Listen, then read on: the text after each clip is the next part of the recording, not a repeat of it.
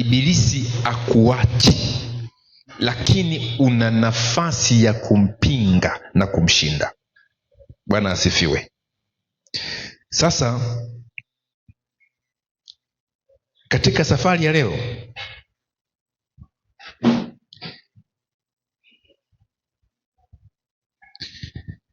katika somo la leo tutaenda kuangalia huyu binti Sayuni ambaye si mwingine ni wewe mwenyewe na mimi hapa nayeongea. Tuombe kwanza.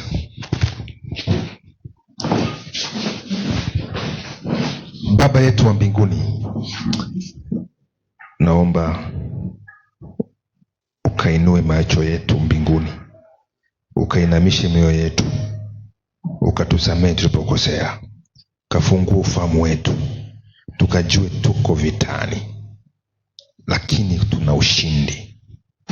Kwa jina la Yesu tunakuomba, amen.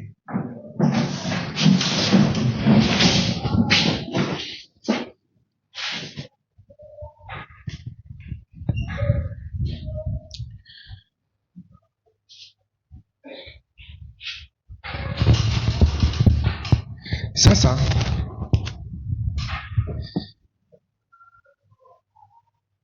turudie andiko hili, Isaya 52 ya pili. Jikung'ute mavumbi, uondoke uketi, e Yerusalemu.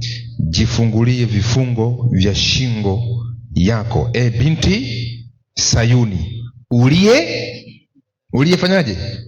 Uliyefungwa.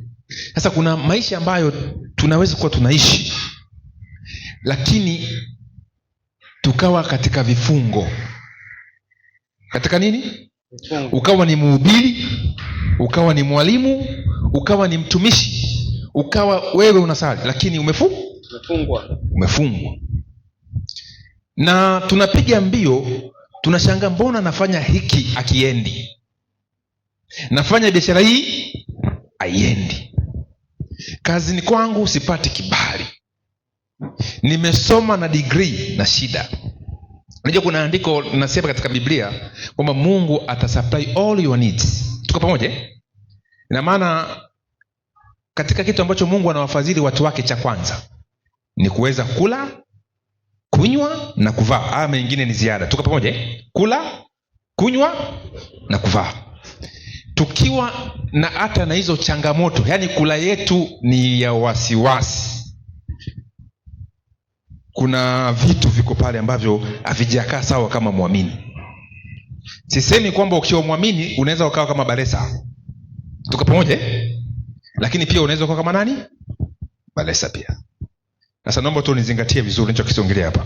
Kwa hiyo kuna vitu ambavyo tunakuwa waumini, ni kweli tunasema tuna majaribu. Lakini Mungu akujaribu. Ile neno kujaribu pia linachanganya. Shetani pia anatujaribu, si ndio? Na Mungu anatujaribu na nakuja papa, sitaki mtu anielekeze. Mwana wahubiri wengi sana hapa. Sasa ninachomaanisha kwamba neno la Kiswahili limetoka neno kujaribu. Hii nini? Nifai.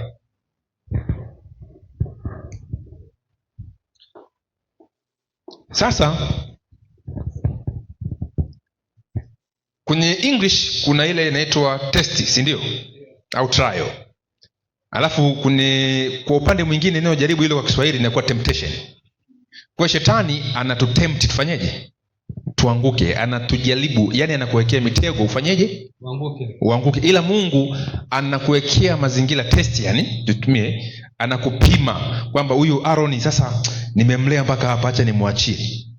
Ni kama katoto kadogo unapokuwa unafundishwa unatembea, unakafundisha kutembea afu unakachi. Afu utakuwa uko na kadaka namna hii. Sasa Mungu anapoweka jaribu, anaweka njia ya kutufanyaje? Ya kutokea. Lakini ibilisi yeye ana mpango, ama ndio harakati zake za kukufanya wewe uanguke kila siku. Na umeshikiliwa tu. Na ibilisi akishajua kabisa huyu mtu ni adui, lazima ataweka vizingiti, na moja ya vizingiti vitakuwa ni vingi. Maana tu Mungu atakiwa wewe macho sana. Uchumi. Nini? Uchumi. Akikishindwa kwenye uchumi, anakuweka kwenye ndoa. Nini? ndoa. Alafu unaomba maongezi hapa ya mzee wa kanisa na Beni miaache. Hilo ibuku lenu liweke kando tu hapo. Anapokushindwa kwenye uchumi, kwenye ndoa, akikushinda hapo, anaweza akakutia ugonjwa. Nini? Ugonjwa. Yaani kila kona unakuwa uko naye, lakini maandiko yanasema unaweza kufanyaje? Kushinda. Hebu angalia andiko hilo sasa, Isaya 2:22 nasema hivi. Lakini watu hawa ni watu walioibiwa na kutekwa. Zingatia, hapa haongei na watu wa mataifa, haongei na watu wa nani? Mataifa. Anaongea na watu wake. Wote wamenaswa katika mashimo, wamefichwa katika magereza, wamekuwa mawindo wala hapana aokoaye, wamekuwa mateka wala hapana asemaye nini? Rudisha. Yaani hakuna, wote tumetekeka. Yaani kama kanisa tumepigika kikweli kweli. Ikiwa kwenye mchango hakuna hata mmoja anasema mimi nipo nisukume kazi hii. Tunaangaliana machoni tu. Machoni tu. Unajua mkiwa mmepigika waga mnakuwa mnaanza kupambana na vitu vidogo vidogo. Ongo kweli? Kidogo kidogo tu. Mmemtuma mzee wa kanisa hapo, mmempa shilingi 50,000 akanunue nyanya. Ikija hapo nyanya zikihesabiwa mnakosania pale pale. Lakini mkiwa matajiri, mtu analeta nyanya za kutosha, si ndio? Huyu analeta vitunguu. Kuna kanisa lio na nini? Na kelele. Sasa siongelee issue ya fedha, naongelea maisha binafsi. Jinsi ya kujiondoa mwenyewe katika nini? Vifungo. Ile andiko narudia tena. Lakini watu hawa ni watu walioibiwa na kutekwa. Wote wamenaswa katika mashimo, wamefichwa katika magereza, wamekuwa mawindo wala hapana aokoaye. Hapana afanyaje? Aokoaye.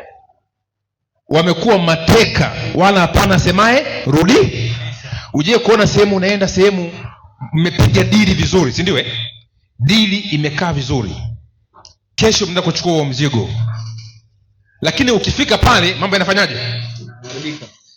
Mmeshakutana kitu kama hicho au mmeshakisikia? Hii darasa takuwa limebarikiwa sana. Mungu atukuzwe sana.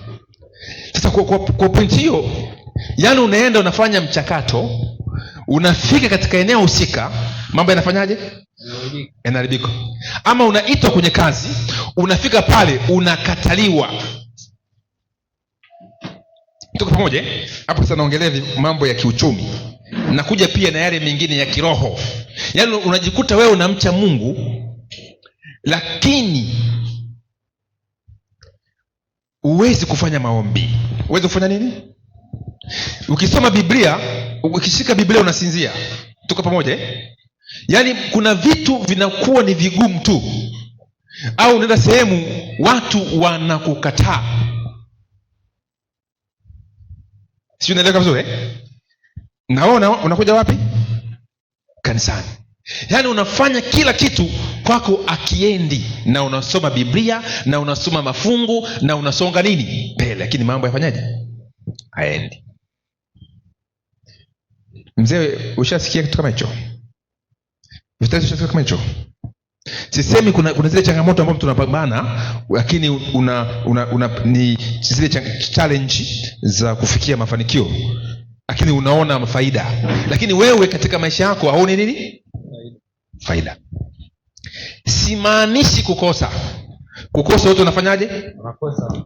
Na maanisha kwamba wewe ni mtu wa siku zote. Kwamba mambo wewe ueleweki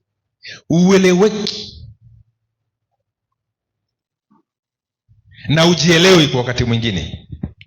Sasa andiko linasema watu wangu wamekuwa nini? Mawindo. Wamekuwa nini? Mawindo. Kwa hiyo watu wa Mungu tu mawindo. Ndio maana tunaambiwa tukeshe. Tufanyeje? Tukeshe. Kukesha si kukaa usiku kucha. Kukesha kwamba kuwa macho, kwamba ibilisi lengo lake ni moja, afanye kila jitihada akufanye ni mtu ambaye katika jamii usitamanike.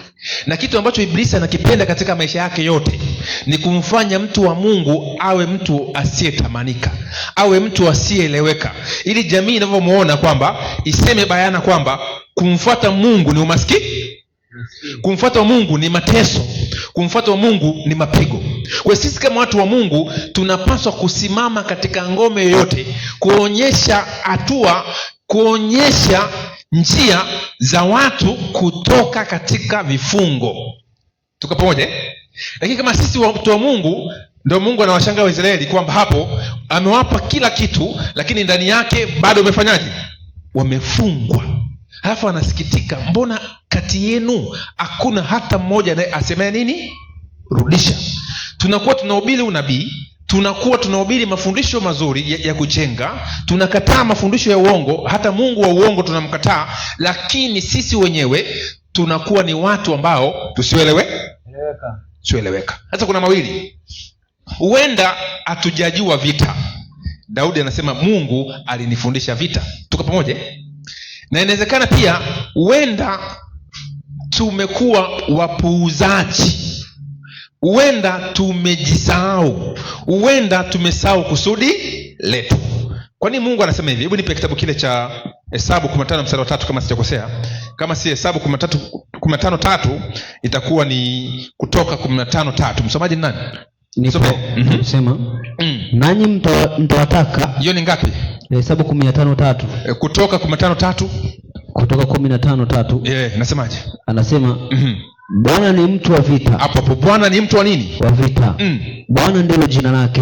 Bwana ni mtu wa nini? Wa vita. Kumbe kama Mungu ni mtu wa vita, wewe ukisikia mtu wa vita, sina maana kuna mapigano? Ndio. Si kuna mapigano Ndio. Tupo kwenye mapigano. Mungu ni mtu wa nini? Vita. Sasa sisi hapa anatushangaa watu wake ambao ni sisi, waondoe Muisraeli, muondoe Isaya, jiweke wewe, mimi na wewe, kwamba tumelala. Anashangaa hakuna mtu aokoaye, hakuna mtu asemerudisha.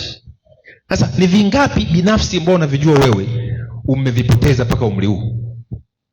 Ni vingapi ambavyo leo unaviona bayana? Una miaka 40, 35 na maisha yetu tunaambiwa ni miaka 70, si ndio? Kwamba unafika 40 hujajua kusudi lako, hujajua usimame wapi.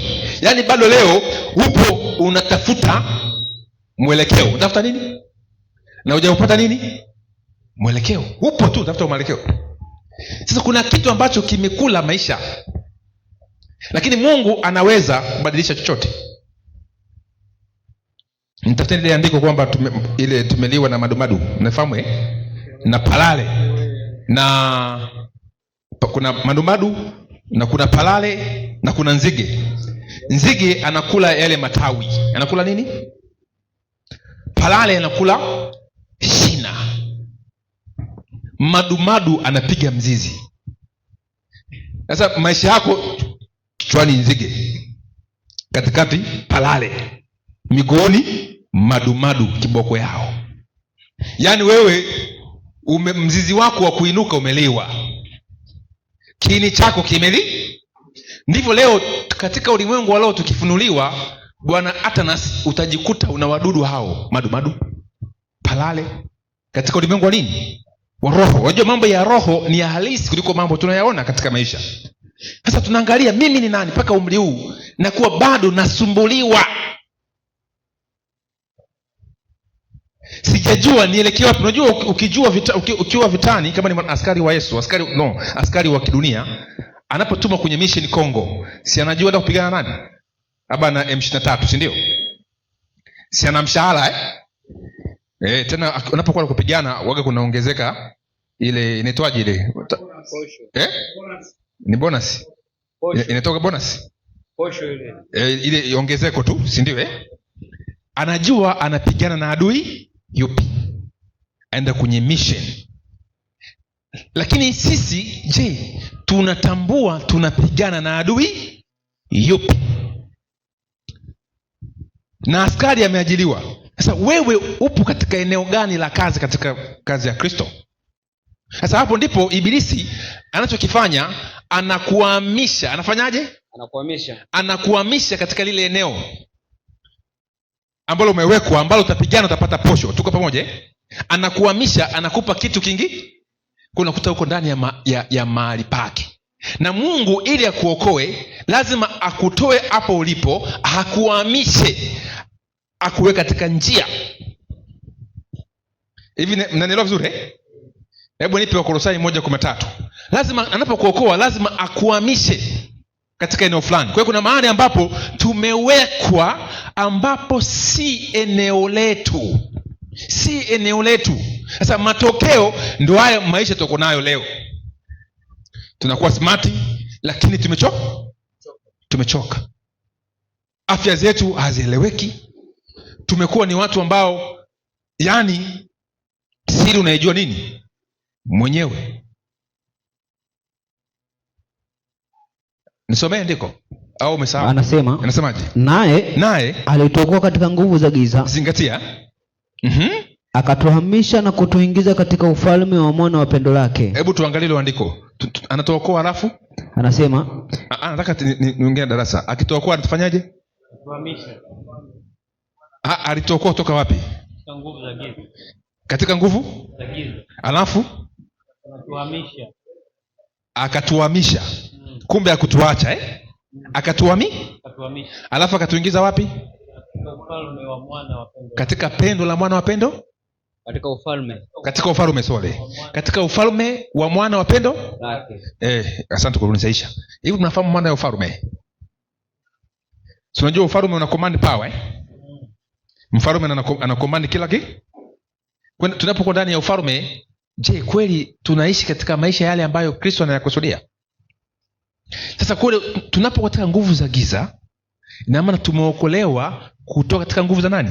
Kwa maana muamini wa kweli apaswi kutawaliwa na nguvu za gani? Nguvu za gani? Za giza. Na hata leo inabidi tuanze kustruggle.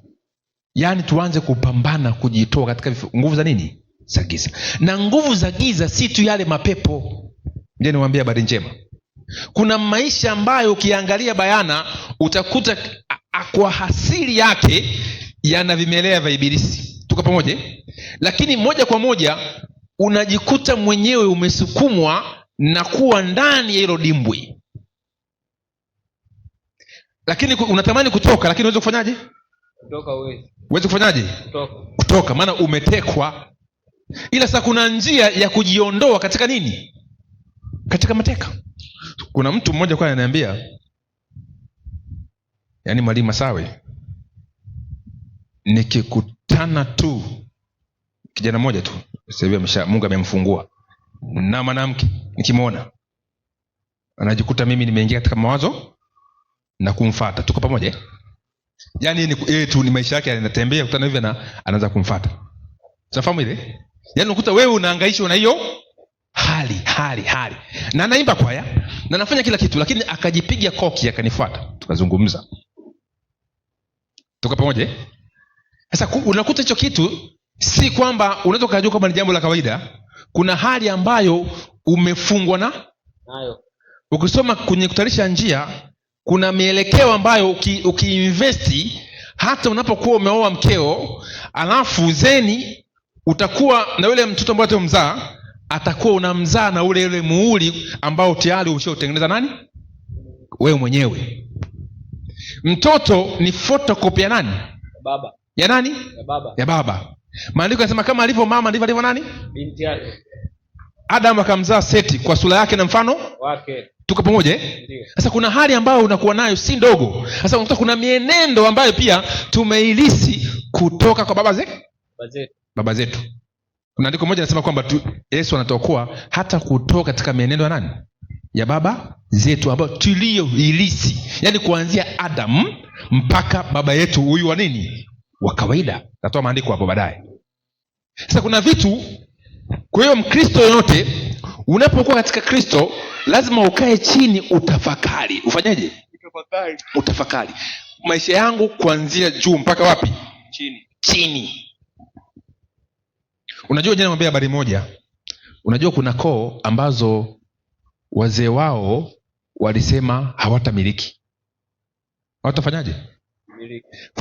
Kuna koo ambazo wanasema kwamba hichi kisukari ni cha babu yetu. Ushasikia hicho kitu? Pressure ni ya nani? ukifika sehemu magonjwa, yani kuna umri ukifika tu unakuwa kama mama yako. Hadi unavyoona mama yako ndivyo unafanyaje kiafya na kiakili na kila kitu. Kuna mama mmoja yuko pale ameshakuwa marehemu hapa na Ishozi. Kijana mmoja amemwoa mtoto huyo binti hapo kwa hiyo mama. Nilivyomwangalia mama yake nikamwambia hivi, kana mke wako vizuri, atafuata huyu hii ya mama yake. Mtafuteni Mungu, mbatilishe hichi kitu. Jamaa kunaelewa wewe macha mambo yako haya. Alivyoingia kwenye ndoa umekaa kidogo tu, ile hali ilikuwa inampata mama yake ikaanza kumpata nani? Mkewe. Wameshughulika hospitali mpaka leo. Tukapoje mpaka pale. Kuna vitu ambavyo ukiwa Mkristo, angalia ukoo wako ulikotoka ili uame. Tuko pamoja? Naposema kuama, siamishi uame ukoo kwa maana ya damu, na maanisha kuama ukoo kwa imani. Hivi naeleweka vizuri? Ndio. Uenda sina lugha nzuri. Kuna mama mmoja hivi yuko Marekani, nesi. Wakifika miaka 40, miaka mingapi? Wanaugua miguu, hawatembei. Wanatumia wheelchair. Babu yake aliondoka na hiyo hali, akaja baba yake na kuondoka na hiyo hali, kaka yake naye akafika 40 wheelchair, akafa. Yeye akagundua wakati amegonga 39 alamu ikafanyaje? Ikacheza. Akaenda akaambia, bwana, mimi naomba tu niache kazi maana naenda kuugua. Na kweli kafika 40 tu, happy birthday to you, miguu haamki. Baadaye dada amekaa ndani anasubiri kufa, akasema hii ndio hali ya kwetu. Lakini baadaye akasikiza mahubiri kama naohubiri hapa, kwamba Yesu anaweza badilisha maisha yako. Lile hubiri likamnogea sana katika hali ya kufunguliwa kama haya maneno. Yule dada akaamini. Naye akasema rudisha. Sasa akasema kwamba inawezekanaje mimi, kwamba Mungu aliyeumba mbingu na nchi ananiumba mimi kwamba nikifika miaka 40 nifanyeje? Niteseke. Zen kasema miaka 70 na mwenye nguvu miaka mingapi? 80. Why me? Akakataa ile hali, akajikomboa. Na wiki iliyokuja akaenda katika kanisa hilo ambalo kwa mhubiri alikuwa anahubiri. Yule mhubiri alikuwa anahubiri na empower kuhusu hali kama hii naohubiri mimi leo. Yule dada akaamini, akatoka pale. Wanamuuliza, jua kule wenzetu kule mambo ya ugonjwa anafuatilia sana na wazungu, vipi mgonjwa? Mimi si mgonjwa. Mimi si nani? Mimi ni mzima. Mimi Yesu ameniokoa. Bwana asifiwe. Wewe unaona hapa mimi sitembei na machela nini ile inaitwa ile wheelchair. Niko sawa. Anakataa. Mtu akimtembelea kwamba ni mgonjwa, sasa mimi si mgonjwa. Labda ugonjwa uwe wako. Mimi Yesu kashaniponya. Mimi ni mzima. Na sitakufa bali nitafanyaje? Nitaishi na nitatimiza miaka yangu. Na ndiko nitatoa hapa, Mungu atakutimizia miaka yako. Yule dada wakamwona kama ni mwenda wazimu. Ila siku moja dada, kikombe kiko pale, anataka achukue maji. Akajivuta hivi, anataka kujiamsha hivi, akashaka kitu kinafyatuka kwenye miguu yake hapa. Akajikuta amefanyaje? Amesimama, akabaki ameshangaa. Hivi nimesimama? Akapiga hatua, miguu sababu iko imeshaka muda mrefu imekandamala, anasukuma mwisho akaenda hivyo, yeye akachukua kombe akarudi. Toka aliposimama hivyo akukaa tena mpaka leo na karudi kazini. Bwana asifiwe. Na yupo hai, si mtu kama anaongelea mtu bandia. Hilo ni kwa sababu aliamua kusema ama kuitafuta haki yake ya kimaandiko. Bwana asifiwe. Amen. Hivi naeleweka vizuri? Sasa mimi na wewe kama tutasali hapa, ni kweli na tukaenda mbinguni ndio. Lakini mwisho wa siku tutajikuta sisi tunakuja hapa katika ibada na tunaondoka hivyo. Unaingia na jini lako na unaondoka na nani? Na jini. Unaingia na matatizo na unatoka nayo, alafu unaenda kutafuta solution kwa wasela. Tuko pamoja? Maana ibilisi anakupa mzigo, alafu anakutafutia watumishi wake ambao wamefanikiwa sana tu, tuko pamoja, ili wakuchallenge, wakuakie vitu fulani na unapotoka. Kuna mtu mmoja aliniita siku moja, alinipigia simu, dada mmoja hivi mlembo, kwa hata sijaoa huyu mama. Ananiambia, Masawe, wewe una IQ kubwa sana. Wewe unatakiwa kuwa hivi. Unatakiwa kufanyaje? Wewe unatakiwa kuwa juu. Kaambia vipi? Sasa sababu ni muumini, tuko mwenzangu pale, akasema tukapiga story kidogo, akanipa mambo fulani, jinsi alivyokutana na watu fulani ambao wamechange maisha yake. Watu wanasema ni watu tu wa dini. Basi akaniambia siku moja tukutane hapo, twende. Basi tukaenda. Siku hiyo nikampigia simu, nimeenda nikapiga magoti, nikaomba Mungu. Na mimi najitafuta, sijajua dream zangu nini. Basi nikapanda kwenye ghorofa moja kule Posta ya kifahari. Kule juu kuta kuna jamaa very smart. Anavyoongea sijaona hiyo hali. Nao mabinti waliomzunguka utafikiri hawafi. Watu smart sana wanazotumia dhahabu kila kitu, picha ambayo amepiga na malaika juu, Malkia Elizabeth na watu. Utafikiri you are welcome Mr. Masawe. Jina langu lishafika tena kumbe. Nikapewa juisi, kila kitu kisafi. Yaani nikasema hivi kumbe siishi. Tufanyeje? Kuna watu wanaishi mpaka kujiona sasa mimi si. Unapewa kitanda cha kulala unasema labda leo ndo nimelala leo. Maana kumbe uko nafumbaga tu macho. Ndio maana yake. Kuna maisha fulani ukiangalia si mchezo Ndio maana rafiki yangu tumuombe Mungu asituletee majaribu ambayo yatatushinda. Kuna jaribu kiletewa unamwacha Yesu. Kuna jaribu kiletewa hata utakuja hapa utamwona Masawe biabatu tu kama ni nyangaragata tu. Nawaambia tu kweli. Tuombe Mungu. Nikaona sasa hapa kweli hapa sasa juu nimefika au nimefikishwa. Maneno ni mazuri, picha nafunuliwa kwamba baada ya muda mchache kulingana na hali ulivyo wewe utaenda kumpa mkono Malkia Elizabeth. Hao ni maneno madogo. Elizabeth. Kama wewe kadua titi. Nasema sasa maisha yangu hapa nimeosha. Maneno mazuri, ila baadaye nikaona picha, nikaona watu fulani hivi ambao wanasoma kwenye unabii, wamo kwenye hilo kundi. Nasema hapa uenda ndo sitachomoka te. Basi nikaja ile juisi kila kitu, ni baadaye nikasema basi tutakutana siku fulani, ukaniambia njoo kama umetoka. Alafu nakwambia usiwe na wasiwasi. Nenda katafakari. Kafanyaje? Alafu uje na jibu zuri. Na mimi nikaondoka, nashuka pale tu chini. Nikasikia kwamba usirudi. Tuko pamoja? Nikawaza mengi. Kwa nini hao jamaa wamenitaka mimi? Nikijiangalia mwenyewe sifanani, si ndio Kwa nini mimi tina kitu kipi? Hao wanataka uniwekee kitu. Nilikuwa na maswali mengi sana. Mwisho wa picha sikurudi tena. Nikaomba Mungu, nikasikia nimekuwa mzito.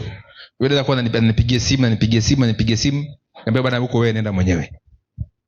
Yule dada baada hapa akanichukia. Tuko pamoja mpaka hapo Lakini pointi nini? Ni kwamba kuna majaribu, na si kwamba walikuwa wanatania. Kuna watu waliingia na mpaka sasa hivi nawajua wako nje ya nchi. Tuko pamoja Lakini rafiki yangu, hao watu maombi hawataki tena. Yaani mkipiga magoti tuombe, wataki maombi. Ni nini ambacho wameingia huko? Sasa nikasema Mungu nisaidie, nionyeshe njia ambayo napaswa kuipita. Na nimetafuta my pass muda mwingi mpaka najikuta kwamba mimi nilistahili kusimama hapa. Lakini unapojikuta unastahili kusimama hapo, kumbe sometime huko nyuma ulipaswa kusimama zamani, lakini ulichele. Sasa unaanza kufanya kazi ile kwa wakati mgumu. Umechelewa. Tunafahamu kuchelewa kwenda kazini Unaweza ukajikuta unatumia pesa nyingi ambayo kuifikiria. Nauli ambayo ukitumia shilingi 1000 kufika kazini, unatumia shilingi 10,000. Uongo kweli? Boda nini unahangaika kweli kweli. Sasa umechelewa. Sasa unaanza kupambana mission yako ya maisha, umechelewa. Mungu anatamani ukifika miaka 30 ujue ndoto. Angalia Yusufu ana miaka 30, waziri mkuu wa nini? Wa Misri. Daudi miaka 30 ni mfalme wa nini? Wa Israeli. Suleimani miaka 30 mfalme wa nini? Yesu miaka 30 anaanza kuhubiri habari njema. Haleluya. Anajua sema nimepewa kazi na baba yangu niitimize. Wewe una nini mpaka leo miaka 30? Nini ambacho unataka kukitimiza dunia hii? Kipi? Yaani kipi, ndoto yako ni ipi moyoni mwako ambao unapambana kuitimiza? Umeshaitambua kwamba mimi naelekea hapa, ipi? Je, unataka kunielewa Sasa hicho ndipo ibilisi anakuibia wewe, anakuteka kwa hicho usitimize. Unabumburuka hivi. Kama mzee mmoja ananipigia simu, mtumishi Masawe, mimi na pesa lakini nimechezea ujana wangu sana. Leo nimemkumbuka Mungu na miaka 76, alafu niko na tezi dume. Natamani nipige mbio nikahubiri habari nini njema. Yaani Mungu namemkumbusha kwamba wewe nimekuokoa, wewe ulipaswa kwenye ujana wako nitumiki. Sasa umechelewa, umekuwa mzee, nitumikie. Una tezi dume, huwezi kupiga mbio. Ni majuto tu karibu. Na cha ajabu, kwa nyuma ameharibu kwa sababu alifanya uzalishaji wa ovyo ovyo. Sasa anateswa na watoto wake. Tuko pamoja Upandacho ndicho utachofanyaje? Sasa ibilisi anacheza na wewe na mimi ili baadaye akuzomee hilo. Umechoka, huwezi kutimiza ndoto zako. Sasa kitu ambacho nakisema leo hapa ni kwamba, hebu leta hiyo charge hapa, tazima sasa hivi. Picha imeganda hiyo. Sasa weka hiyo, weka waya, ule waya wako.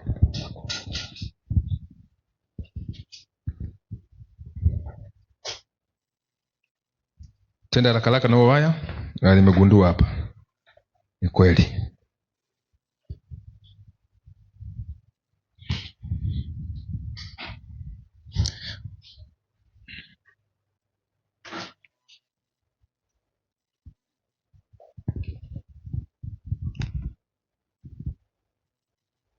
Cheshemeka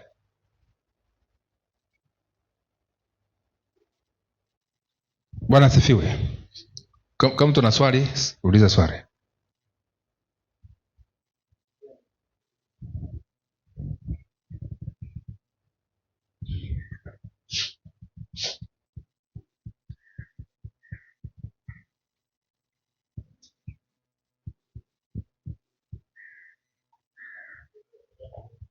Uliza, mpe mic.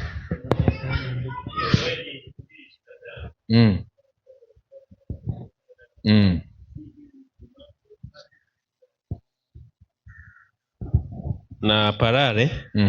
Naona kuna tunutu wao ni wapi? Na mimi mnisaidie, tunutu ni nini?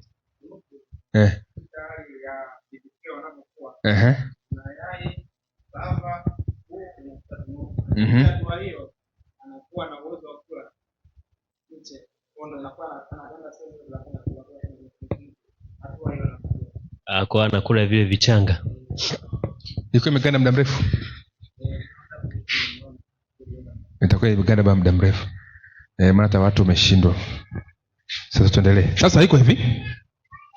Mzee wa kanisa umelizika na jibu Sasa unajua Agano la Kale yaliandikwa ili kutufundisha sisi, ndio?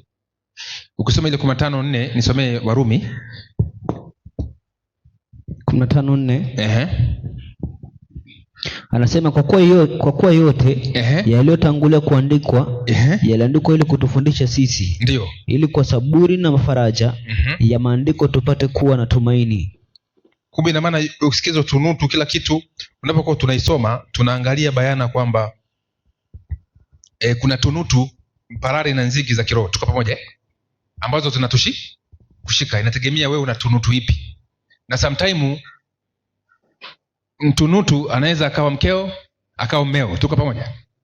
Unajua ukikosea jambo au kiongozi wako wa kazi na vinginevyo katika maisha huko, katika shughuli zako unazozifanya, ulipokosea na wapi, so unajikuta wewe maisha yako na struggle. Na ukiwa na struggle ni kwa sababu, angalia ni wapi uliangu. Yesu anakuambia ni wapi. Anapomwambia Adam kwamba ulikuwa uko wapi, hamaanishi amuoni. Na ile andiko tunalisoma vibaya. Tuko pamoja kwamba anioni anamwambia ile nafasi ambayo nimekuweka uko wapi. Kuna nafasi ambayo mzee wa kanisa umefanyaje, umewekwa.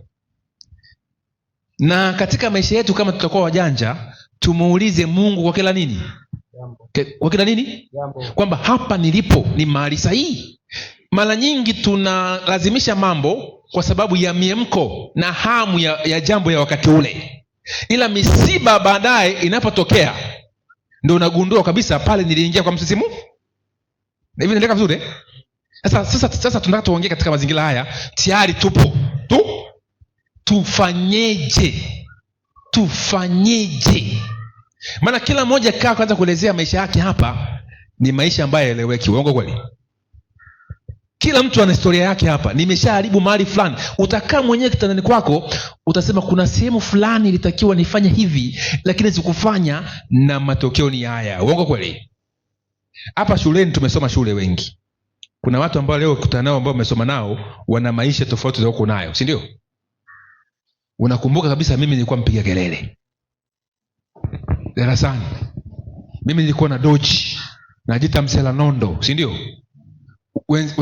Kuna jamaa nilimkuta pale mtaani, nataka nimsalimie, nimeona huyo jamaa alikuwa na kelele sana shule. Mjanja. Nimemkuta anaokota makopo. Nini? Makopo haya makopo wanaokota isi ya maji wanapeleka kupima Na nilifuatilia kumbe kupima ile unaweza ukachukua gunia zima ukapewa 300. Si mchezo. Sasa mtu unaitafuta 500 kuanzia Mwenge mpaka Buguruni. Sasa nikamtafakari, nikasema kwa mbali nataka nimsalimie, amshatoweka. Kachoka. Sasa huyu jamaa alikuwa ni anajiita ile sijui msela nondo, mgumu. Na kuna hali hiyo, wale wenzako waliofanikiwa hawatakuinua. Watakupa tu buku 3, 5, wanaondoka zao. Maana si type yao. Sasa kuna maisha rafiki yangu unapaswa leo kumuishia Mungu, usimuishie nani? Mtu. Maana matokeo ni mbeleni. Si unamwona huyu mtu ana genge pale? Ana genge, anauza sijui nini, nyanya, vitunguu. Wewe ni brazame? Unatafuta cheti. Una cheti sasa, hapo unatafuta kazi. Ule mtu utashangaa ana mke. Utashangaa anapeleka watoto shule. Utashangaa anaweka msingi. Utashangaa anaje? Maana ameshajigundua eneo lake, ameanzia pale alipotakiwa kuanza. Wewe unashinda kushuka nini? Chini. Unaanza kuwaza, huyu mtu ni mwizi ni? Huyu si nimemkuta hapa tu anapita hivi na hivi. Mwisho unaanza kumkopa. Mange, Kevine, naomba nisaidie basi rafiki yangu nusu kilo ya mchele. Una degree na kuhakikisha hivi wewe umefungwa. Umefanyaje? Umefungwa. Yaani wewe una usomi, unamuomba mtu wa darasa la 7, unamuomba kukupeshe kitunguu. Umefungwa. Na unatembea hivyo miaka 40. Miaka mingapi? Na kila sehemu wewe uwezi, kila sehemu uwezi. Na kuna watu ambao wako chini lakini umenyanyuka juu. Tuko pamoja? Kwa maana hata katika hali yao ya elimu ndogo wako nayo, tofauti na yako ya elimu ya kibiblia na ya kidunia, ameshajigundua. Tuko pamoja? Yeye anambia habari njema. Kuna watu katika mataifa hawana ujuzi tuko nao sisi, lakini ameshajielewa kwa nuru yake nini? Ndogo, na anamuomba Mungu. Hivi unaelewa vizuri? Wanafikiri Mungu anakupa sababu wewe unashika sabato. Kuna watu sabato hawajui, lakini kwa nuru wako nayo ndogo ni waamini. Wameshagundua nafasi yao na wanasonga mbele. Nachomaanisha hapa, si maanishi uwe mkubwa kama vile kina nani wale naoongelea. Na maanisha wewe ujitambue wewe ni na. Alafu unatembea, si tena yule mtu ambaye tofauti. Unajua neema ya Mungu anayokupa. Kwa mfano mimi sinahubiri hapa, si ndio? Mimi si mchungaji hapa, si ndio? Siko hivyo Ninahubiri, ninasafiri, nafanya hivi na watu wanasikia habari njema, si ndio Si wanajua niko hapa. Si unafahamu hao wanaweza kutoka neteta ndizi, unafahamu? Si wanataka maji ya kunywa Sababu mimi ni nani? Nimekaa katika eneo langu hilo. Sasa mimi nitaishi tu kwa sababu nimeshajua eneo langu lafanyaje? La kuishi. Ila wakati sijajua nilikuwa nahangaika sana. Sasa na wewe ukijua eneo lako, kuna vitu vya eneo lako vitafanyaje? Vitakuja. Sasa mfano leo mtu akiniletea gari, ataniletea kwa maana ya nani? Maana gani? Nini ambacho kimeleta hicho kitu? Si nafasi hiyo. Tuko pamoja? Ukiwa leo umekuwa TANESCO ukapandishwa, umesoma mambo ya umeme, kuna sehemu kuna cheo ukifika, si utapewa gari? Si ndio hivyo biabato? Utafatwa na kule nini ambacho kinakupa? Ni ile nafasi. Hivi umeona vizuri? Leo utashangaa, mbona mimi washikaji wangu wananipita? Wanakupita kwa sababu hauna nafasi ya kupata hivyo ambavyo unataka kwa nafasi ndio inakupa. Maana Mungu anapokuokoa anakuhamisha, anakuingiza katika nafasi ya ufalme wa mwana wa pendo. Nimeeleweka vizuri? Kwa Mungu anachotaka, anakuokoa kwa maana ya nafasi yako. Wewe ni kujua nafasi yangu ni ipi, afu anza nayo from beginning. Bwana asifiwe. From beginning. Leo kuna watu wanaogopa. Unajua mimi kwa zamani naitwa, wakiniona mchungaji, mwinjilisti, nakataa. Pasta mmoja akanionya, pasta mmoja rafiki yangu, sasa hivi tutashaachana urafiki sababu ya utatu. Lakini akaniambia, Masawe, usikatae. Ufanyeje? Utakuwa unakataa wito. Huenda Mungu anakuita katika hiyo nafasi unayoikataa. Na siku ukitambua ukarejea. Mke wangu anajua, tushaenda kwenye dhahabu, nimeshaka kwenye mambao. Tuko pamoja? Lakini huko ni vimbunga na vimbembe. Vimbunga na nini? Unaweza ukapata pesa, lakini unashangaa mambo yafanyaje? Aendi. Lakini ukiwa katika nafasi yako utauza genge na utajenga. Uongo kweli? Lakini ukiwa nje ya nafasi yako, hata upate kazi kubwa kiasi gani na kuambia habari njema, hautajenga. Unajua kuna watu walikuwa na mshahara mkubwa watajenga. Anaishia kufa na ukimwi. Uongo kweli? Sasa nataka sasa tuangalie kitu kimoja. Muda umeisha. Tutatokaje katika nini? Vifungo. Hilo ndo swala la msingi. Na kitu ambacho nawasi, msikimbilie kwenye mambo makuu. Shetani waga anatengeneza mlima mkubwa. Mungu akupe vikubwa ghafla, maana najua vitakuua. Mungu anakupa, anakufundisha kwa vidogo. Bwana asifiwe.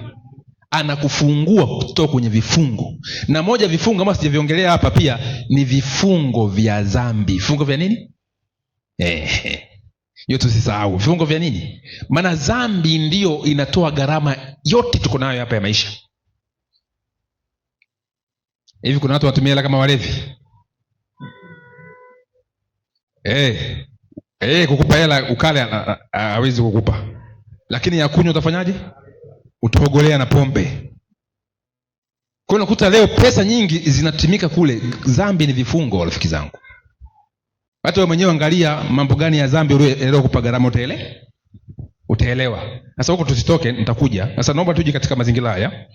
Nataka tuangalie watu kadhaa hapa kidogo. Namna ya kujitoa katika vifungo, njia ya kujitoa. Tushachelewa. Nimewapa mfano yule mama na kadhalika. Na vile vile tunapojiondoa katika vifungo, unakuwa umetoa msaada kwa watoto wako wewe mwenyewe, kwenye kizazi chako. Utataka kuoa na wengine utakuoa, si ndio? Unakuta maisha yale ambayo umeyaishi, unapaswa huko nyuma uombe sana Mungu. Uombe sana nani? Mungu. Maana utazaa photocopy yako. Ndio maana wale watu wa kale walikuwa wanamuomba sana Mungu kuhusu swala la watoto. Maana walikuwa wanajua kabisa hali ndio hiyo hiyo. Tunafahamu Ibrahimu alikuwa ni mwongo, Isaka, Yakobo mjukuu ndio akawa gwiji. Tena si adanganya, anachukua kabisa. Lakini pia Mungu alimkumbuka alipofanya akafanya marekebisho. Na mara nyingi Mungu unataka nyinyi na mimi ambao tumeshakuwa tumefanya fujo nyingi sana, na Mungu anatutaja, nyinyi ndio mtaji wa Mungu. Bwana asifiwe. Yaani usije ukatoroka. Yaani wewe mkorofi ndio mtaji wa nani? Yaani Mungu anajisikia raha mbinguni kwamba lile gwiji nimelibadilisha. Haleluya. Hata siku shetani ataumia kusema particle prophet, no, ile pambano kuu Yesu atampangia wale magwiji kina Paulo, watu waovu wameokolewa. Bwana asifiwe. Lakini ni masikitiko ya Yesu, wale ambao alikuwa anapiga nao mbio wanakuwa jehanamu. Inamuuma sana. Alafu magwiji wale wako, limekula dunia vizuri na mbinguni limeonja pia. Wewe dunia imekupiga na jehanamu unayo. Si ni hasara kubwa Ni bonge hasara. Kuna majamaa huko hayatambui haya masuala, hayajisumbui na maombi. Wewe unataka kuamka asubuhi uombe, unataka kulala uombe. Yaani wewe na asubuhi uombe, ukiamka unataka kulala uombe. Kanisani Jumamosi uje. Ukitaka kupika siku za Sabato kufua, unapashavuja Sabato. Yaani wewe lingine halijui hiyo. Lipo tuliko kule linapiga Mama Samia, si ndio linajita chawa. Levi. Alafu siku linahangaika, linaona maovu, linagairi, linaamua moja kwa nini? Moja kwa moja. Linalia, linaugua, Mungu nilikutenda dhambi. Mungu sema njoo mwanangu. Si unafahamu mwana mpotevu? Alienda akala hela yote nani? Ya baba yake. Akaenda kwenye nguruwe kule, akataka kujilisha kwenye maganda ya nguruwe, lakini akatafakari, babangu si tajiri. Wacha tu nikawe mfanyakazi wa nani? Wa baba yangu. Na watu hivyo ni wajanja, maana anajua maisha yote ya mtaani. Afa baba akaanguka chini, baba nisamee, mimi tu nifanye kwa mmoja wa wafanyakazi wako. Alafu aliangalia machoni liko hivi, maana limeshaharibu. Baba anasanga baba anamnyanyua vipi? Nitapiga kofi nini? Hamna kofi. Nakombatiwa tena, mara mtoeni nguo, weka nguo mpya, mpeni taji, pete, sherehe. Wafikiri jamaa tena toka pale umtoi. Sasa ndivyo wewe umetoka wapi? Unajua leo huwezi kusikia utamu wa Yesu kama Yesu hajakutendea kitu ambacho wewe zamani haukuwa na. Ndio iko hivyo tu. Jamaa alikutoka ile mwana aliyokaa nyumbani ndio alikuwa amepotea. Hicho mnakijua? Maana akawa na uchungu na yule mwingine. Halikuwa hajaonyesha asimame wapi. Anza kudai. Yaani uwe mwazi, unataka nini? Bwana asifiwe. Kuwa mwazi, mwambie mtu sikupe. Si mtu unakaa naye, yeye anafikiri unampenda, kumbe ufanyaje? Na wewe utaenda motoni. Mwambie mtu ukweli. Ukweli unakuweka nini? Huru. Mwambie mtu bwana, mimi nimepigika, siko vizuri. Usijifanye, kuna watu wengine anavaa koti kama mimi hivi, anajifanya na nini? Sasa kuja kwenye matumizi, wengine wanakujua huko katika hali fulani, wanaanza kufanya vitu fulani pale, unabaki huko nyuma. Unajifanya unaongea na simu. Baba kumbe umeweka ile inaitwa ni aeroplane. Hello. Vipi? Nini? Sasa kuna issue imepigwa simu hapa kidogo, kumbe unakimbia. Maana umeshajiweka katika mazingira fulani ambayo watu wanakuona katika hali fulani. Jiweke katika standard yako, jiweke katika nafasi yako. Bwana asifiwe. Na Mungu atakuinua. Sembuse huyu ambao unamficha ndio ana kusudi lako. Hivyo mnaelewa vizuri Sasa tuendelee vizuri kidogo. Isaya 58:6 anasema hivi: je, saumu niliyoichagua sio ya namna hii? Kufungua vifungo vya uovu. Vya nini? Uovu. Kuzilegeza kamba za nira, kuacha huru walioonewa, na kwamba mvunje kila nila. Mungu aliwashangaa wale jamaa wa Israeli, wako bize kufunga na kuomba na kuvaa magunia, lakini bado wapo wapi? Vifungoni. Kumbe kifungo ambacho Mungu anataka tukivunje ni nini? Cha kwanza ni nini? Maana hii ndio kiini cha laana zote. Reubeni alikipanda kitanda cha baba yake, akalaaniwa. Akasema wewe uzao wako utashushwa, nafasi yako ya mzaliwa wa kwanza inachukuliwa na nani? Na Yusufu. Baadaye Musa akamhurumia, akasema Reubeni na aishi, lakini watu wake wawe nini? Wachache. Kwa hiyo Reubeni alisamehewa, lakini watu wake wakawa nini? Wachache. Bwana asifiwe. Sasa aliharibu mwanzoni, na inawezekana pia na wewe umeharibu huko. Sasa Mungu anakurehemu, bwana fulani uishi, lakini hautafika wapi? Hapa. Tuko pamoja? pia ni angalau, si ndio bwana? Lakini mwisho wa siku wewe ndio uliharibu huko nyuma. Bwana asifiwe. Na vitasi kacheka hapo, imeingia vizuri kabisa. Sasa kwa penzi ni kwamba unapata neema hapo mbele, lakini nyuma ushafanyaje? Sharibu. Kuna watu leo hata ukienda kuwabatiza unapata tabu. Anakusimulia, huyu mke nilichukua nikazaa naye nikaacha. Huyu yani sasa unaanza yani unabaki umehangaika kumsaidia, yani macrogression. Anajutia. Hivi nataka vizuri Nyinyi ambao je nawaambia habari njema, nyinyi vijana wadogo, nyinyi anzeni msialakie maisha. Msifanyaje? Tafakari mpitie wapi. Huyu mtu Aaron huyu wakati mtana na mimi huyu nilikuwa namwambia uongo kweli? Kuna jambo Mungu atakufanyia. Tulia. Bwana asifiwe. Na huyu alikuwa ni msikivu. Na Lucas msialakie. Na alikuwa Lucas ndo mdogo anasoma pale chuo pale university pale. Yu mwaka wa kwanza Tulia. Ninawamenta. Leo huyu ameenda vizuri, kaoa na kazi yake pale kwenye uko kweli. Tunaomba Mungu. Lucas namwambia tulia. Mungu atakunyanyua kwa wakati. Leo amekuwa engineer wapi? Lombo. Tuko pamoja Simama na nikamwambia wewe uweze kuwa mwinjilisti, wewe utakuwa ni mfanyakazi. Sema huyu utafanya kazi ya Mungu, lakini kuna kitu Mungu atakuinua pia. Sasa haya maneno nitawaonyesha kitu kimoja hapo. Na wametulia hao vijana, nimewaona wanakuwa kiroho na waona kwa macho yangu. Kwa sababu mimi ambao nimewamenta ni kwamba nilishajua huko safari ya wapi? Ya nyuma. Sasa na mimi nawaambia habari njema, mimi ambao nasimama nanyi hapa.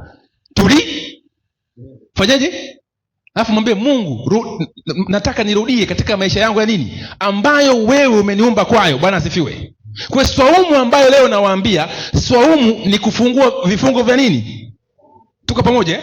Kuzilegeza kamba za nila. Kuna nila ambayo tumefungwa nazo, tulegeze kamba za nila, kuachia huru walioonewa. Bwana asifiwe. Sasa hapa tunapohubiri kuachia huru walioonewa ni kusonga mbele, kuwafungua watu, kuwaambia watu makusudi yao. Bwana asifiwe. Si tu kuhubiri tu. Watu wamechoka. Ibilisi ametupepeta kama nini? Kama ngano. Na kwamba mvunje kila nini? Kila nila. Sikia. Kwa nini nasema hivyo? Katika Isaya 14:17 anasema hivi, aliyeufanya ulimwengu ukiwa, akaipindua miji yake, asiwafungua wafungwa wake waende wapi? Sasa kuna nguvu ambayo hiyo ndio kazi yake, kukufunga wewe na nani? Kufunga makusudi yetu, kufunga kila kitu chetu, tusiende kwetu. Kuna mahali petu. Bwana Hendu, kuna mahali petu. Tuambie kwetu ni wapi? Kwetu ni pazuri. Kuna nafasi yako iko. Mama hapo, nani hapo? Kuna nafasi yako. Mungu amekuwekea. Hapa nyuma tunataabika sana kwa sababu hatujui nafasi. Utafanya kila kitu akiendi. Mwambie Mungu, mbona naenda mbele siendi? Niko wapi? Adamu, uko wapi? Akaanza maana leo ni ndio hivyo. Sasa maisha yetu ukishaambiwa vipi ni kusingizia, mara babangu kunisomesha, si ndio mara sijui nini leo na mambo ya kambo. Yaani wewe ni visa tu, ni lawama kuanzia A mpaka nini? Mume wangu ndio kikwazo, si ndio? Mke wangu ndio kikwazo. Yaani wewe unatafuta bomu la kumpa nani? Mtu. Sema hivi, mimi ndio nini? Ndio tatizo liko wapi? Ndani kwako. Asante. Aliko nje kwako. Yebesi alijigundua. Subiri andiko hili. Yebesi alijigundua. Vifungo vipo katika familia zetu, lakini tunaweza kuvishinda. Hebu nisomee Nyakati wa kwanza 4:10. Anasemaje? Huyo Yebesi akamlingana Mungu wa Israeli. Akasemaje? Lau kwamba ungenibariki kweli kweli. Ndio. Na kunizidishia hozi yangu, na mkono wako ungekuwa pamoja nami, nawe ungelilinda na uovu, ili nisiwe kwa huzuni yangu. Ndio. Naye Mungu akamjalia hayo aliyoyaomba. Bwana asifiwe.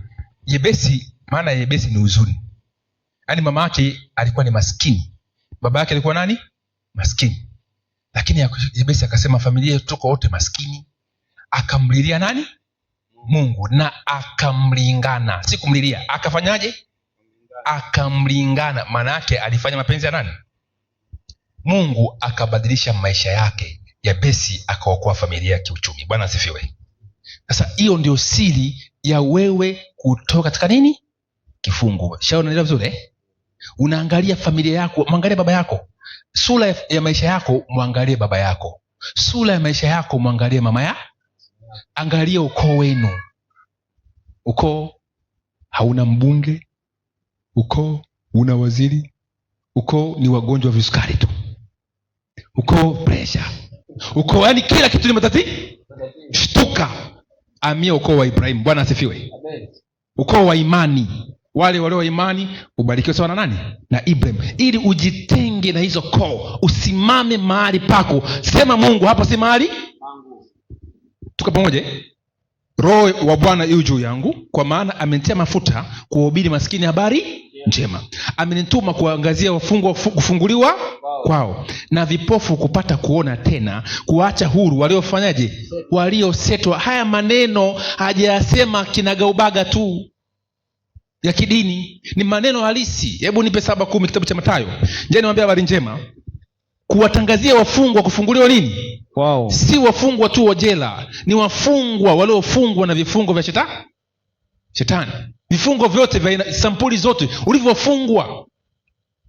Na vipofu kupata kuona tena. Kipofu si yule kipofu Yesu aliwaponya vipofu wengi, ila aliwaambia kuna wengine wana macho lakini wafanyaje? Haoni. Kwa maana kuna fursa ambazo uoni, ziko machoni pako, ufanyeje? Uzioni. Yesu alikuja kufanya vyote. Ningewasomea roho nabii hapa mchana, taendelea vizuri kidogo hapa mchana sababu na nafasi. Nataka tujifunze haya mpaka yaeleweke. Bwana asifiwe. Kuacha huru waliofanyaje? Waliosetwa. Sasa waliosetwa tuko wengi hapa. Umeteswa na umesetwa na mapepo, umesetwa na vitu vingi. Yaani ukisikia mtu aliyesetwa ni mtu aliyewekwa chini ya nini? Ya ulinzi. Chini ya nini? Yaani uchomoki mpaka kwa mkono wa Yesu. Dada mmoja kule Oman alikuwa ananiambia, alivyosikia mahubiri yetu haya, alikuwa ana historia nyingi huko mbaya, lakini mwisho wa siku akajikuta kwa sababu ya harakati hizo za hapa na pale akapata furushi la mapepo, mzigo wa mapepo ulikuwa unamnyoosha kweli, unamkandamiza. Ila baada ya injili kuisikia tu, sababu iko mbali, akafanya meditation. Mungu wa wale watu nikoe, mapepo yanamkandamiza, atakupiga magoti yanaye tu akiinuka. Yani yeye hana raha, anatabasamu lakini anakandamizwa. Lakini alisimama, rudisha. Bwana asifiwe. Akasimama kwa maombi, kwa imani, mapepo yakamwachia. Haleluya. Tuko vizuri paka hapa Tuna uwezo wa kutoka, tuna uwezo wa kuanza mpya. Hao ndio watu waliosetwa. Unakandamizwa muda mrefu, lakini Mungu atakuokoa. Ule muda kidogo unapata kidogo pumziko. Tukienda katika hatua hii ambayo nataka tumalizie hapa, tunamfahamu mtu mmoja anaitwa Paulo na Sila Paulo na nani? Na Sila. Alafu tutakuja kwenye katika ile Matendo 16, nisomea haraka hapo. Alafu tuingie kwenye maombi 16 kuanzia ule mstari wa 16. Matendo 16. 16. Anza mstari 20. 16:20. Anasema wakawachukua kwa makadhi, wakasema, watu hawa wanachafua sana mji yetu, nao ni Wayahudi. Hapa tunatoa tukiza la kalaka, ni Paulo na Sila walitoa pepo. Tuko pamoja? Wakaenda wakashtakiwa kwa mahakama, wakatupwa jela, wakafungwa kwenye mkatale. Simuona hiyo ndio mkatale. Simuona imepigwa mbao hapo ni mateso makubwa walipigwa na wakafungwa kwenye mkatale. Sasa hichi ni kifungo ambacho Ibilisi amewafunga hawa live. Nataka tufanye meditation kama kifungo ambacho tunafunga katika masuala ya kiroho. Mstari wa 25 nisomee. Anasemaje? Lakini panapo usiku wa manane, Paulo na Sila walikuwa wakimwomba Mungu. Walikuwa wakifanyaje? Wakimwomba Mungu na kumwimbia nyimbo za kumsifu. Sikia, walikuwa wakimwomba Mungu, wakimwimbia nyimbo za kumsifu. Na wafungwa wengine walikuwa wakiwasikiliza. Ghafla pakawa na tetemeko kuu la nchi. Ndio. Hata misingi ya gereza ikatikisika. Na mara hiyo mlango ikafunguka. Vifungo vya wote vikalegezwa. vifungo vya wote vikafanyaje? Vikalegezwa. Bwana asifiwe. Kuna wafungwa walikuwa wanaangalie, wanaona kama fashion show, Paulo na Sila wakimtukuza nani? Mungu, na wakimfanyia Mungu ibada. Wako wakiwatazama tu kwamba nyinyi mnapoteza nini? Muda. Lakini walishangaa tetemeko, vifungo vinaelegezwa, wanakuwa huru. Ila walipomfanyia Mungu nini? Ibada. Hakuna kifungo chochote ambacho kiliwafunga. Ndio maandiko yanasema hivi katika Mathayo 7:10. Sasa nataka tuombe. Mathayo 7:10 inasemaje? Anasema au akiomba samaki. Tuanze mstari wa 8. Anasema kwa maana kila aombaye hupokea, naye atafutaye huona, naye atafutaye fanyaje? Huona. Naye abishaye atafunguliwa. Au kuna mtu yupi kwenu? Inatosha. Jamani, mnasikia maneno Uwe unasema niliomba sana, nafunga sana. Kuna lazima tujifunze namna ya si tu kuomba ovyo ovyo. Sasa kwa hiyo hiyo mimi nishafanya maombi. Yaani kwanza katika maisha yako acha historia. Acha nini? Kwamba nilikuwa na matengenezo sana. Mimi sipendigi watu wa hivyo. Kifupi tu, wewe anza hapo ulipo. Waliomba wenyewe, lakini Petro alifungwa, aliombewa na kanisa. Bwana asifiwe. Kuna sehemu unabanwa utomoki, inabidi kanisa liingilie nini? Kati juu yako. Mchana katika kipindi cha uamsho na matengenezo tutajifunza, maana uamsho na matengenezo ndio hayo pia. Si tu kujifunza mambo ya pop, hayo tuangalie hatima yetu. Haleluya. Labda tu kama sijafunga katika ombi, kuna mtu mmoja anasema, mtumishi, naomba tu niulize swali moja. Nyosha mkono wako. Dakika moja tu, dakika 0. Kama hakuna, karibu mtumishi. Moja ya njia ulizoziweka za kutoka kwenye vifungo ni pamoja na kuomba. Ndio. Sasa kuna aliyefungwa yani kifungo chake ni kushindwa kuomba. Sasa anatokaje? Hilo ni jibu rahisi kwangu. Anza kuomba.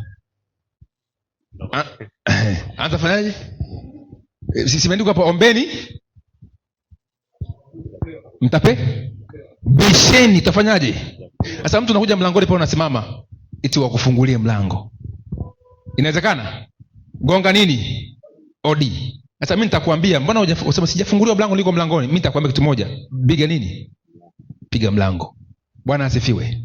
Kwa la msingi na waambieni, vifungo viko vingi hapa, tungeviongea tusingemali, lakini binafsi kila mmoja akitafakari, akifumba macho anatambua. Tuko pamoja Sasa tupige hodi, tuombe Mungu, na mchana tutaulizana maswali, tutaombeana. Na ninataka katika kanisa hili kwa neema ya Mwenyezi Mungu, mzee wa kanisa na tuweke, kuna watu wana shida nyingi lakini hawasemi, na moja ya uongozi wa kanisa ni kuwa na kifua. Bwana asifiwe. Yaani we kama hauna kifua usiwe kiongozi, maana unafanya kazi na Mungu atakulani. Maana Mungu amekuweka kwa ajili ya kuwa sehemu ya watu kufunguliwa. Haleluya. Na wewe pia unapofungua mambo yanafunguliwa wengine, Mungu anafungua mambo yako pia. Sasa tutaenda kuomba Mungu, na leo tutaenda kuombea watu huko online kama watakuwepo. Tutaenda kuombea watu wenye kufungwa katika vifungo vyovyote vile waweze kufunguliwa. Na sisi wenyewe tumesema mtu cha kwanza ujiombee mwenye, lakini unaomba ukijua umeharibu na unataka tena kurejea katika nini? Nafasi. Ila nakushauri jambo moja, ombi lako Bwana Tanasi na wengine ni kwamba Mungu akuonyeshe nafasi, ama akuongoze katika nafasi yako, ujue wewe ni nani, ulikuja hapa kufanya nini. Tuko pamoja hiyo ndio itakusaidia katika maisha yako. Na mengine, maombi mengine mawili tu, hiyo nafasi yako, na mengine tuombee wengine ambao unamfahamu. Bwana asifiwe. Basi tusimame tumalize debate za mwisho, namba 4 na namba 5. Mwimbaji.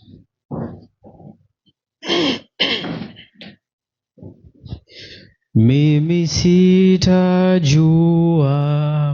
raha sawa sawa ila ila yote Yesu kumtoa, napata fadhili na radhi kamili, taamini nitii pia.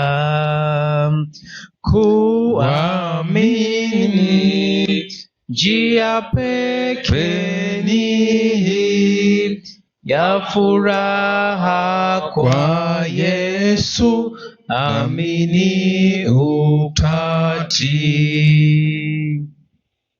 Nitamfurahia na kumtumaini, majumbani na njia, agizo na tenda, nikitumwa wenda, uamini nitii pia. Kuamini njia pekee ni ya furaha kwa Yesu, amini ukati. Bwana asifiwe. Amina. Basi tutapiga magoti. Naona watu wengi leo wamefuatilia somo, na cha msingi ni wazingatie tu hayo ambayo tumesema, kurudi katika nafasi na tuombee wengine. Moyoni takuachia dakika moja utafakari na Mungu.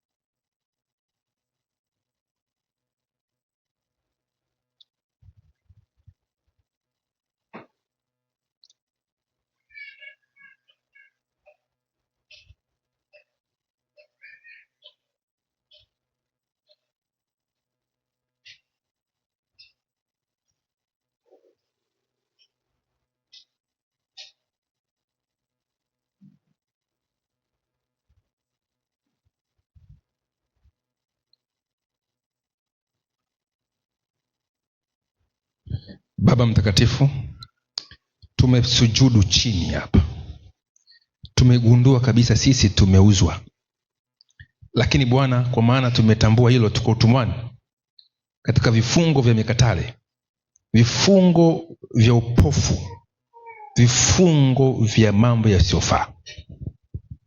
Lakini Bwana, tunakulilia na tukilia kwa pamoja ndani ya kanisa hili, tukisema rudisha